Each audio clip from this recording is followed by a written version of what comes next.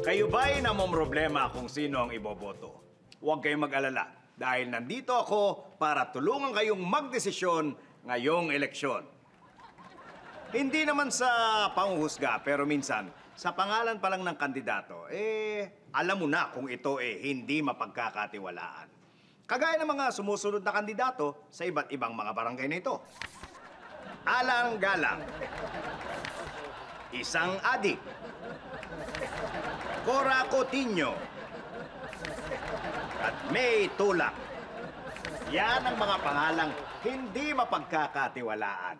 Pero minsan, hindi lang sa pangalan malalaman kung matino ang kandidato nyo. Kung minsan, malalaman sa slogan. Joan Espiritu, madaling lapitan, mahirap hanapin. Nestor Adonis, walang alam, gwapo lang.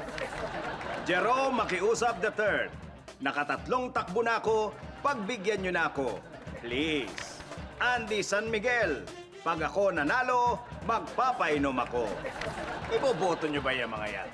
Kilalanin ang kandidato bago nyo iboto. Kaya mga kabarangay, sa darating na eleksyon, vote wisely. At huwag nyong kalimutan ang inyong lingkod, Peter Andaya for chairman. Siguradong walang talo pag andaya tayo.